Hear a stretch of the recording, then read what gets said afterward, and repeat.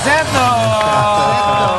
Oh ini putri bungsunya. Dari berapa bersaudara sih? Dari 4. Dari 4 bersaudara. Dea, kan kita tahu Kak Seto ini benar-benar cinta sama anak-anak. Pernah marah nggak sih kalau di rumah? Kalau dibilang nggak pernah, nggak mungkin ya. Karena kan ayah juga manusia yang punya hati dan emosi. Tapi ayah tuh selalu bisa meregulasikan marahnya dengan sangat baik. Terus kalau misalkan ditanya pernah marah ke anak-anak, pernah atau nggak? Pernah, tapi mungkin tidak seperti kebanyakan orang marah yang membentak. Marahnya gimana ya? Biasanya kita tahu ayah marah kalau ayah udah nyanyi kenceng di kamar mandi. Itu ayah lagi marah. Jadi meregulasikannya dengan nyanyi. Pokoknya bisa lagunya ya. Gimana coba boleh dicontohin kalau lagi marah sama dia? Boleh silakan. Baru kali ini ada seorang ayah kalau marah nyanyi di kamar mandi. Ya, coba Kak Seto. Nggak mungkin sambil mandi dong. Ya sambil mandi. Sekarang Kak Seto, ceritanya dia lagi bikin salah nih. Ya, maju ke depan silakan. Nah, kemudian masuk kamar mandi. Masuk kamar mandi. Butet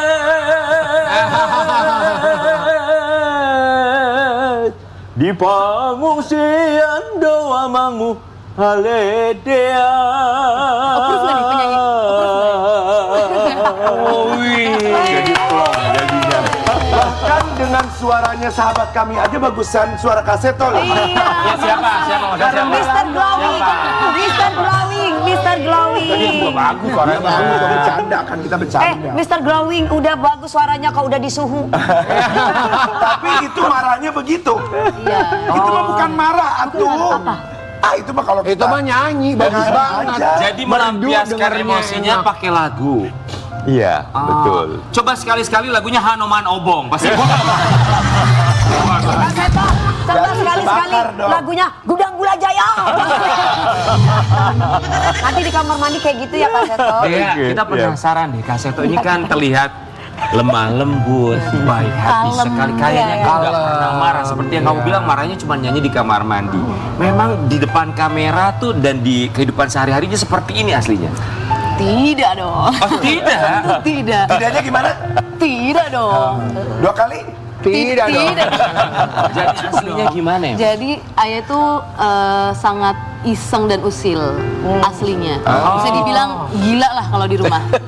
Iseng banget, apapun diisengin ke 4 anaknya. Misalnya kalau misalkan kita pulang malam nih, baik aku maupun kakak-kakak ataupun bunda, terus ayah sendiri di rumah, mungkin sebel sebenarnya ditinggal, tapi ayah tuh suka bikin rumah hantu di rumah. Jadi nanti bikin pocong-pocongan pakai guling, pakai daster bunda, terus nanti ditakut-takutin gitu. Jadi dari sisi kreatif tapi iseng banget. Iseng banget. Kreatif Terus, tapi ya. kreatif banget. Terus kalau misalkan kita mau pergi, ayah tuh suka dada-dada. Kalau mungkin pernah ngeliat video ayah parkur yang naik-naik ke genteng, pernah lihat ya videonya. Nah itu ayah tuh suka naik-naik pagar rumah untuk dada-dada. Jadi manjat pagar untuk dadahin kita. Jadi memang apa ya, ekspresif Kak Seto, sebenarnya. tujuannya apa? Anak mau pergi naik atas pagar dada-dada. Ya konsepnya apa gitu Kak Seto maksudnya? Iya, Maksudnya Jackie Chan. konsepnya apa ya? Ya masih saudara sepupunya Jackie Chan. Ya mirip memang. Biar terlihat. Jadi memang dari kecil nggak bisa diem. Ya udah ada ciptakan sesuatu yang baru lah. Kadang naik ke atas genteng, kadang-kadang kepala terbalik begitu. Jadi Kepala terbalik. Ini judul film horor ya. ada kakinya di atas yang lambai-lambai gitu. Pokoknya surprise yang Handstand. biar mereka tahu bahwa saya ada perhatian, tapi perhatiannya nggak gitu-gitu melulu Beda gitu ya. ya. Sampai sekarang masih begitu deh. Masih aneh-aneh. Masih begitu sampai sekarang. Ya, saya habis cukup lama dirawat di rumah sakit jiwa saya. Itu kreativitas, tapi cara unik seorang Kak Seto ya. Dan akhirnya membentuk seorang Dea. Kita mau kasih lihat yang satu ini fakta dari Dea Seto, putri tercinta dari Kak Seto. Terjun ke dunia hiburan, Dea Seto aku dapat support dari Kak Seto. Jadi awal mulanya tuh gimana? Memang ayah yang nawarin atau kamu yang cerita sama ayah? Jadi memang dari kecil itu terjun di dunia seni tari, Kak. Oh, oke. Jadi memang aku nari, balet dan lain sebagainya. Dan anaknya tuh memang senang coba untuk hal-hal baru gitu. Dan memang senang di seni. Kemudian suatu hari ke sebuah premier, masuk ke sebuah artis manajemen, dan akhirnya nyoba-nyoba untuk merambah ke dunia seni peran gitu. Singkatnya. Kak Seto, supportnya untuk putri tercinta tuh seperti apa? Iya, karena kami merasa, saya dan istri saya, setiap anak ini unik, otentik, dan tidak terbandingkan.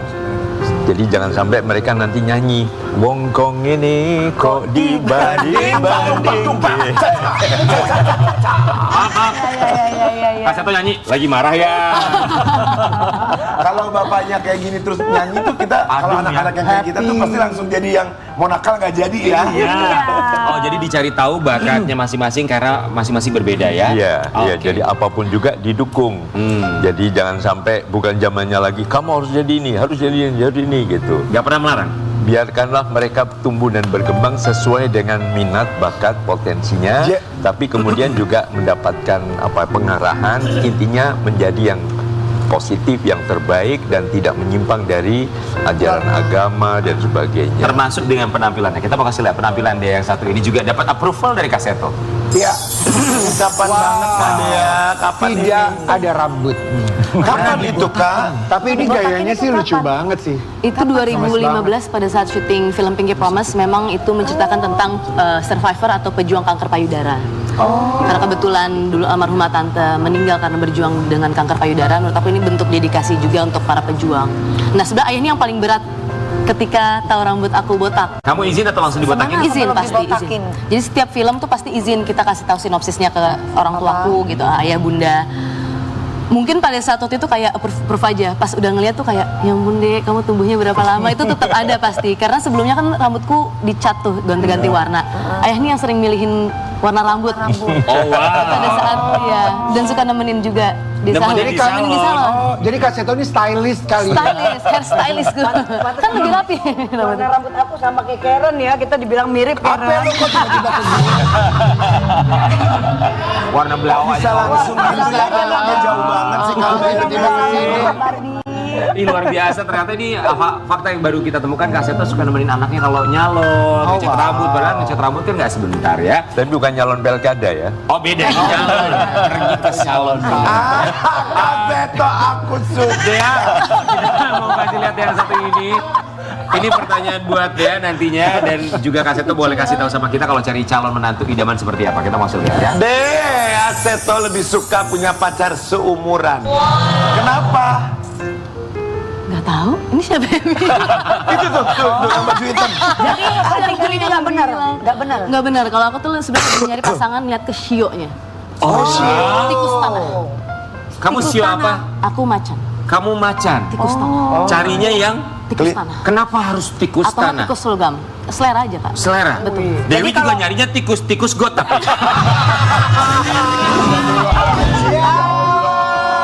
Lumpur memang. Berjalan dalam lumpur. Lawan Kak. Gak usah gua masakin lo besok. Oh jangan. Dia mau masakin aku soalnya. Kok udah mulai masak-masakan sih. Dia mau datang ke rumah pengen nyicip ulekan sambal gua. Ulekan sambal. Rian mau diulek. Kemarin sukanya sama pilot, sekarang tukang gosip lagi kan. Bye pilot. Kak Seto kan sebagai pemerhati anak pasti tahu betul yang terbaik buat anaknya. Kalau misalnya buat dia ini cari calon menantunya tuh harus yang seperti apa? Seperti Karen mungkin gimana Kak? Ya, sekali lagi kami kedua orang tua Dea dan Nana selalu memberikan kebebasan di dalam memilih. Ya, artinya semua demi kepentingan terbaik bagi anak, bukan demi ambisi atau kepentingan terbaik bagi orang tua. Wow, itu bagus. Oke, ambisi orang tua. Ini satu frasa yang begitu penting sekali ya. Tapi kita juga mau kasih lihat, ini ada hubungan antara orang tua dan juga anak. Banyak sekali diperbincangkan di media sosial. Satu Indonesia mengomentari. Kak Seto, kita mau kasih lihat yang satu ini. Pandangan Kak Seto terkait permasalahan kita Mirzani dan Loli. Oke, secara general Kak Seto melihatnya seperti apa? Ya, mohon ini tidak dikaitkan dengan siapapun juga ya. Tapi kami selalu memberikan panduan atau gambaran pandangan ini Secara general. untuk setiap orang tua. Ya. Artinya zaman now, marilah kita sebagai orang tua baik ayah maupun ibu sebagai sahabat anak. Bukan sebagai bos, komandan yang main perintah, instruksi dan sebagainya. Karena orang tua zaman now ini saingannya sudah banyak. Saingannya apalagi dari media sosial, berbagai informasi dan sebagainya, dan anak-anak juga terbuka wawasannya lebih luas. Jadi jadikanlah mereka mandiri, penuh kepercayaan pada diri, tapi mampu bekerja sama. Nah, dalam hal ini perlu dibangun komunikasi yang efektif dalam setiap keluarga. Ya. Komunikasi dua arah jadi jangan sampai hanya mementingkan satu pihak saja, tapi win-win solution. Itu demi kepentingan terbaik bagi individu tersebut, anak tersebut, tapi juga bagi keluarga, bagi orang tua, sehingga semua artinya arahnya adalah positif untuk semuanya. Kak Seto, kan menjadi orang tua itu katanya pembelajaran ya, selalu belajar setiap harinya sampai kapanpun. Apalagi di era seperti sekarang, teknologi semakin canggih, era keterbukaan, era digital. Kemudian yang menjadi tantangan, karena setiap zaman pasti tantangannya selalu baru lagi. Kalau di era seperti sekarang, tantangan terberatnya apa kalau buat orang tua? Iya, tantangan terberatnya saingannya banyak. Jadi anak-anak kalau misalnya merasa tidak cocok, tidak nyaman dengan orang tua, dia fight atau flight. Fight menjadi melawan orang tua, atau flight akhirnya kabur, terbang. Terbangnya bisa ke media sosial. Karena tidak bisa jadi sahabat untuk Iya, anak. betul. Atau bisa terbangnya ya bahasa Perancisnya minggat begitu. Sering minggal. Fight or flight ya. Baik. Semoga ini menjadi pemahaman bagi siapapun itu, orang tua zaman sekarang atau calon orang tua, agar lebih terbuka, komunikasinya juga lebih dijaga karena tantangan jauh lebih berat juga ya. Baik, kita juga mau kasih lihat ini ada satu kasus nih, Kak Seto juga mungkin boleh tanggapin satu ini. Anak di Cirebon depresi setelah ponselnya dijual untuk makan sehari-hari. Lah gimana nih Kak Seto tanggapannya soal ini? Sampai depresi, Kak Seto. Iya, ya memang anak zaman now tadi karena situasi yang mungkin tidak komunikatif, tidak ramah anak, tidak menjadi sahabat anak para orang-orang yang mengasuhnya ini, ya dia tadi akhirnya bersahabat dengan salah satunya pada gadget tadi. Itu saingannya maksudnya. Iya, nah Akhirnya kurang bersosialisasi itu ya. betul. Akhirnya dia bersahabat karena gadget memang menarik sekali. Ya. Informasinya beragam, ada warna-warni, ada suara, ada lagu dan sebagainya. Jadi akhirnya ketergantungan atau ya mungkin istilahnya kecanduan ini banyak menimpa banyak Sehingga menyebabkan orang. depresi itu tadi ya Kak Seto. Ya, manakala itu dicabut, manakala itu dihilangkan, dia kehilangan pegangannya, kehilangan sahabatnya kan. Teman dalam tanda kutip ya. Betul. Oke, betul. jadi bertemanlah dengan anak sendiri Iya, sampai betul. dia benar-benar menikmati momen bersama dengan orang tua. tuanya. Jangan sampai pada akhirnya gadget atau smartphone yang harusnya bisa mendekatkan jauh tapi malah sebaiknya menjauhkan yang dekat. Menjauhkan Kita dari akan kembali saat lagi, tetap di Pagi-Pagi Ambiar. GG.